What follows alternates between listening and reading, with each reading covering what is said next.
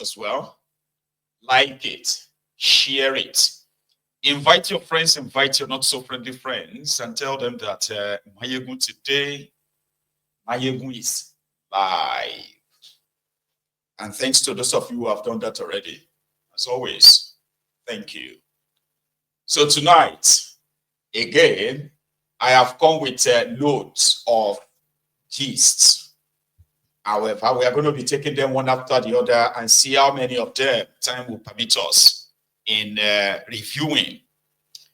So tonight, I have for you a part of Atifku's interview, the controversial one where he took a dig at Akpabiole as a sex predator, sexual harasser. He also spoke about the time he started running to become your president in that contraption since 1992. And he spoke also of why he never, sort of bonded with Werewike, why he didn't pick Werewike in 2023, why he picked Peter Obi in 2019. And then he gave a hint also of what the media described as Atifku gave no clear answer if he was running in 2027, right? And what the media described as that was actually what Atifku said happened in 2015 or 2014 when they formed APC, Ebekebe, and four or so of them ran to become president at the time, and then Bokwari became the chosen one. So tonight we are starting our nothing like our review and expose.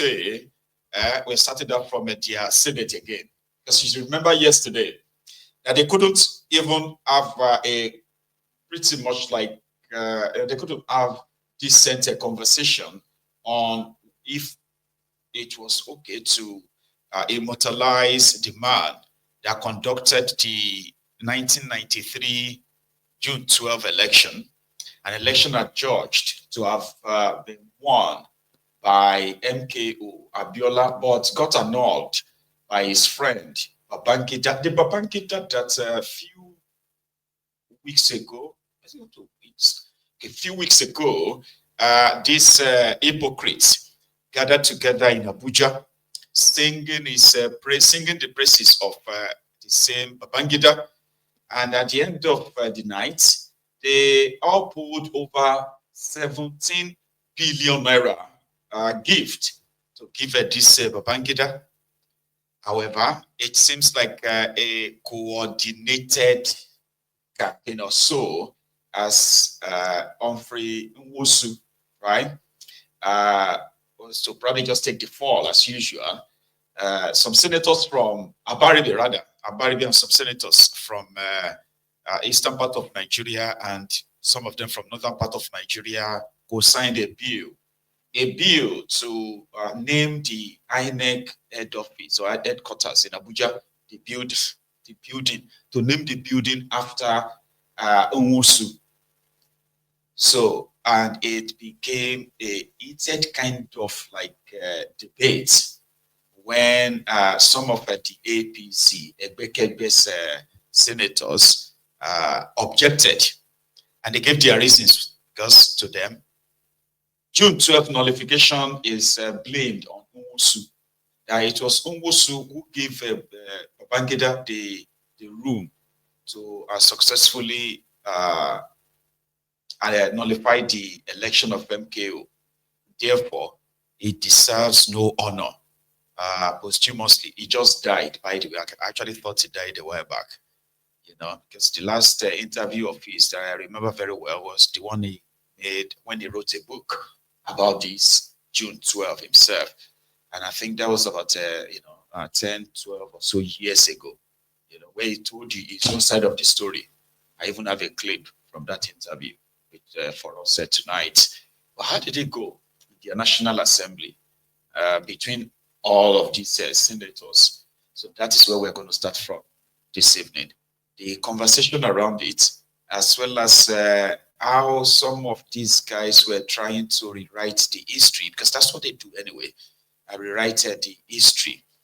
MKO Abiola, the winner of the election, but got denied, is today regarded as a former president in Nigeria. There was a time that, Tifunubane's gang under Buhari mounted pressure to honor the June 12th day as a national holiday, not just the Southwest holiday, but the holiday for the entire country, that they had to actually declare a public holiday. And it was granted, And like I said, the man that annulled the election is still alive, right? The one that conducted the election is dead now. So the dead one is to be blamed for the decision of the one still living. Well, the debate went doors. So let's go in there and check out how it all started. I think it was Oshiomole that started something like.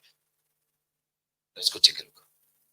This motion, which says, quote, conscious of his courageous defense of the democratic electoral process during the 1993 presidential election that led to the famous June 12 slogan, which ultimately confirmed MKO Abiola as the winner of the election. This is manipulating and wrestling with the truth. June 12 became famous because Nigerians who voted and the elections results already announced, people were at liberty to do their calculation. But because the chief electoral officer failed to formally announce the figures and declare the winner, the Nigerian people on their own talk about, if you look at the media review, the man who is widely believed to have won the election, because the man who should have announced it failed to do so. The second paragraph, or the fourth paragraph, informed that he stood his ground during Nigeria electoral wishes and aspirations were realized, which culminated in June 12 being marked as authentic democratic day due to his unwavering stand as an umpire. Sir, again, this is not correct. President Muhammadu Buhari, to his credit, decided, and may God bless him for that, said what Nigerians already knew, but coming from a city head of state and president, that gave it the currency. He said everybody knew that MKO Abiola won June, election that was conducted on June 12th. Nigerians were really in pain because nobody is able to quote where Professor Nwosu announced the results. It is his failure to announce the result, whether other threat or other whatever forces that prevented him from so doing, that Nigerians were unable to say that he was declared the winner. In fact, I was active in that struggle. When we met with the late General Sani Abacha, he said the reason he decided to order the detention of MKO Abiola was that MKO Abiola proclaimed himself as the winner of the election and therefore as president. It was on that basis Abiola was arrested and he died in detention. If Professor Nwosu had the courage, I emphasize courage as is being suggested here, to announce the winner and damn the consequences. After all, he who is not ready to die for something will end up dying for nothing. We cannot distort history in this Senate. We must be seen to have sentiments that reflect the average feeling of the average Nigerian. Professor Nwosu, when it mattered most, his courage failed him. And when you give national honors and recognition, you do so for people who have shown courage, who have paid the supreme price, or who were ready to pay that price. Lastly, cognizance of the fact that Professor Nwosu laid a landmark foundation, blah, blah, blah, blah. This is the reason it is even more painful. that you allegedly have all this courage to conduct elections. I'm on record as saying that Professor Nwosu and President Babangida fooled 18 million Nigerians that voted. Nwosu is not on record before his death as admitting that before I die, let me confess that there was a winner. You have 1 second. You have 2 seconds remaining. Therefore, let me round up, Mr. President. I thank you for your this because this is very important. If you couldn't, this is my last point, sir. I appreciate. This is my last point. So I want my in-laws to understand. If he was afraid of the gun, because we are under dictatorship, some people might say, well, but there were Nigerians who were protesting under the gun without minding the consequences. After the end of Babangida's tenure, the death of Abiola, the birth of the new democracy that produced President Bola Ahmed Tinubu, Obasanjo. Since then, I would have expected Nwosu to say, either on his birthday or on any special occasion, now that we are back to democracy, there is freedom of speech, even the freedom to lie.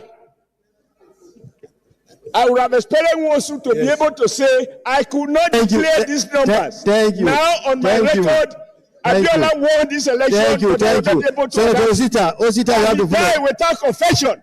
Thank you. He died without confession. Cannot be rewarded. Thank you, Senator Osita. He cannot be rewarded. Senator Osita Ongu, you have the floor. SP.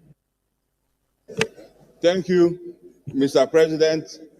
You all speak. No, everybody will speak, and then we put the question. Is when it's my turn that you are not saying people should speak for 1 minute, and even you also forgot that you have called me.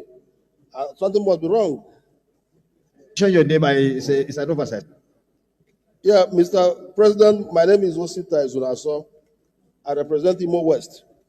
I just want to draw the attention of the Secretariat to the fact that I'm one of the sponsors of this motion, and they wrote Imo North for me. It should be Imo West, not Imo North. Secretariat, please take note. Now, Mr. The sponsor, that stands corrected. Mr. President, it is important that we do not sit here to distort history. We are legislators, and we are representing the people. Take a census of Nigerians and ask them what they think about Professor Humphrey Nwosu. They will tell you he was a hero. So for us to sit here now and begin to distort history is not fair for our democracy. It's not even good for the country. Mr. President, I want to draw your attention to what happened on June 10. We're talking about June 12. Justice Ibeme, as early as 9:30 on June 10th, said there will be no election. And Professor Humphrey Nwosu tried to reach the head of state. He couldn't reach him. He couldn't reach the Attorney General. And there was an emergency meeting of National Defense and Security Council, which Professor Humphrey Nwosu audaciously attended uninvited and told them that the materials have been sent out and that he was ready for the election. Uninvited in the military council, he went there. That is courage of the highest order. And it was after he spoke that President Ibrahim Babangida have no choice than to ask him to conduct the election. Mr. President, we have human beings who are alive.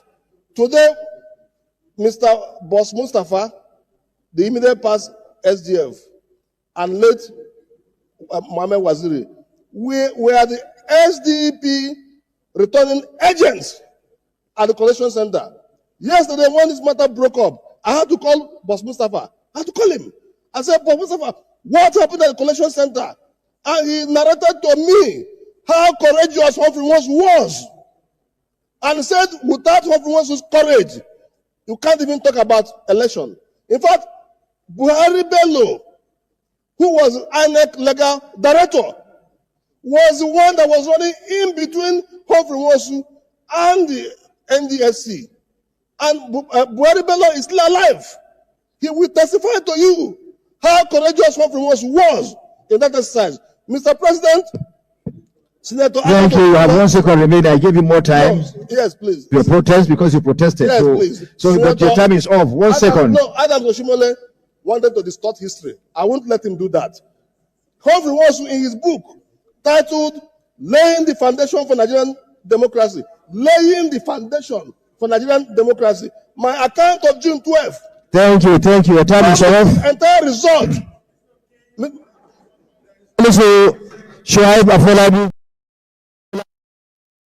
mean, that's what they do, you know.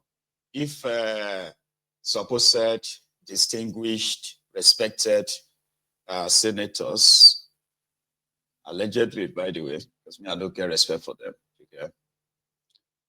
What they do most of the time, and what Adams Oshiomhole also loves to do, is to distort history. He's very good at that. He will speak on and on and on. He will compare this with that, this and that, but all bullshit, lies. You know? So